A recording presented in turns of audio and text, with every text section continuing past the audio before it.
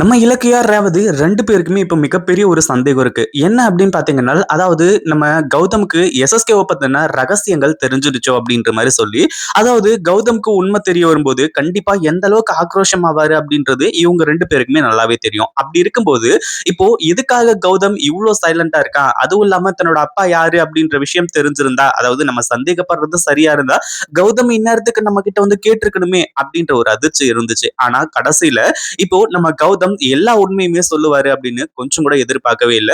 அதாவது இலக்கியாவும், ரேவதியும் கொஞ்சம் பொறுமையா இருந்துட்டு இருக்காங்க. அவங்களோட பொறுமைக்காக அடுத்தடுத்து எல்லாமே இந்த எஸ்எஸ்கேவுக்கு எதிராவே நடக்க ஆரம்பிச்சிருச்சு. அதே மாதிரி இங்க நம்ம இலக்கியாவும், ரேவதியும் வந்துட்டு கௌதம்க்கு உண்மையிலேயே உண்மை தெரிஞ்சிருச்சா? இங்க என்ன நடக்குது? ஏது நடக்குது? அப்படின்ற மாரி வந்து யோசிச்சு, அவங்கள அதாவது கௌதம இனிமே ஃபாலோ பண்ணணும் அப்படின்ற மாரி நெனைக்கிறாங்க. அதே மாதிரி நம்ம கௌதம் இப்போ நம்ம ஜானகி கிட்டயும், ரேவதி கிட்டயும், ஆமா எனக்கு எல்லா உண்மையுமே தெரிஞ்சு போயிடுச்சு. எனக்கு என் அப்பா யாருன்றது தெரியும். அப்படின்ற மாரி வந்து சொல்றது மட்டும் இல்லாம, நான் அந்த எஸ்எஸ்கேவ அதுக்காகவும் தான் போட்டு அடிச்சேன். அந்த எஸ்எஸ்கேவ எனக்கு கொல்லணும் அப்படின்ற வெறி இருந்ததே கிடையாது. எப்போ என்னோட அப்பாவ வந்து அதாவது உண்மையிலேயே என்னோட அம்மாவை ஏமாத்தி இத்தனை வருஷமா வந்து என்னோட அப்பாவா இருந்திருக்கான் அப்படின்னு சொல்லிட்டு வந்து நினைச்சதுனாலதான் நான் வந்து அவனை கொல்லணும் அப்படின்ற ஒரு முடிவுக்கே வந்தேன் அப்படின்ற மாதிரி சொல்லி எல்லா விஷயங்களையும் நம்ம கௌதம் சொல்றாங்க. இதை கேட்டதுக்கு அப்புறமா இலக்கியாவுக்கும் ரேவதிக்கும் மிகப்பெரிய அதிர்ச்சி. என்ன பண்றது ஏது பண்றது அப்படின்னு சொல்லிட்டு வந்து தெரியாம அப்படியே திரு திரு திருன்னு முழிச்சுக்கிட்டு இருக்காங்க.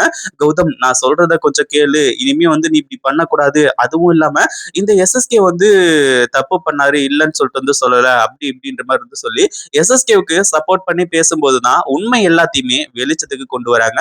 அதாவது இந்த எஸ்எஸ்கேவை பத்தி என்ன சொல்றாங்க அப்படின்னு பாத்தீங்கன்னா, இன்னும் வந்து 6 மாசத்துல வந்து சாக போறாரு அப்படி இப்படின்ற மாதிரி சொல்லி 6 மாசத்துல சாக போறவருக்கு எதுக்காக வந்து சொத்து தேவைப்படுது, பதவி தேவைப்படுது, இன்னும் வந்து இந்த பிசினஸ் தேவைப்படுது அப்படி இப்படின்ற மாதிரி வந்து சொல்றது மட்டும் இல்லாம இன்னும் எஸ்எஸ்கே அங்க என்னென்னலாம் பண்ணாரோ என்னென்னலாம் பேசினாரோ அது எல்லாத்தையுமே புட்டு புட்டு வைக்கிறாங்க. அது உண்மையிலேயே இலக்கியாவுக்கும் ரேவதிக்கும் மிகப்பெரிய அதிர்ச்சியா இருந்துச்சு.